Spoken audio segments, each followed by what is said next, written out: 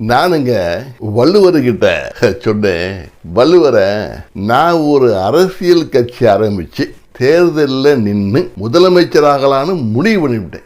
எனக்கு ஏதாவது அறிவுரை இருந்தா நீங்க சொல்லுங்க, நான் கேட்டுக்கிறேன் அப்படின்னு திருவள்ளுவர் கேட்டாரு.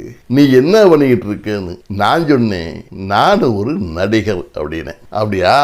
முதல்ல உன் நாட்டு மக்களினுடைய வாழ்வியலை நன்கு ஆய்வு செய். அவர்களின் வாழ்வியலை உயர்த்துவதற்கு உரிய வழிவகைகளையும் நன்கு ஆய்வு செய். குறிப்பாக மற்றவர்களின் மீது பழி சுமத்தி குற்றம் கூறுகின்ற செயலை செய்யாதே. நீ அப்படி செய்தால் உன் மக்களினுடைய வாழ்வியலை நீ சரியாக கணிக்கவில்லை என்று பொருள். இதைத்தான் நான் செய் வழி என்கின்றேன்.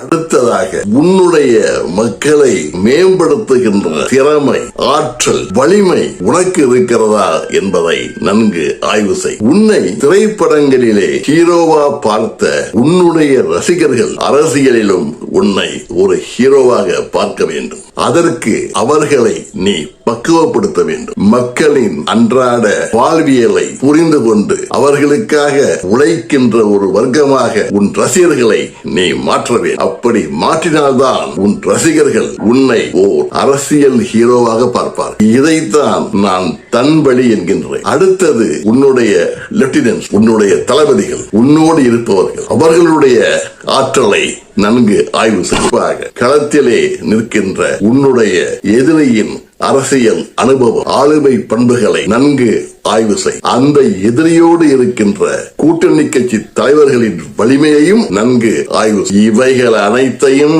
நன்கு ஆய்வு செய்தபின் மக்களின் வாழ்வியலை உயர்த்துகின்ற முயற்சியிலே நீ ஈடுபட்டால் உனக்கு வெற்றி நிச்சயம் என்றார் திருவள்ளுவர். எப்படி சொன்னார் என்றால், வினை வழியும் தன் வழியும் மாற்றான் வழியும் துணை வழியும் தூக்கி செயல். சிம்பிளா சொல்லணும்னா, நீ செய்ய போற செயலை நன்கு ஆய்வு செய். அந்த செயலை உன்னால செய்ய முடியுமான்னு பாரு. அப்புறம் அந்த செயலை செய்யறதுக்கு உன் கூட இருக்கவன் எந்த அளவுக்கு உனக்கு உதவி செய்வாங்கிறத பாரு. எதிரிய பாரு, எதிரியோட இருக்கான் பாத்தியா, அவன் எப்படிப்பட்டவங்கிறத பாரு. இதையெல்லாம் பார்த்து எடை போட்டு அப்புறம் செய்.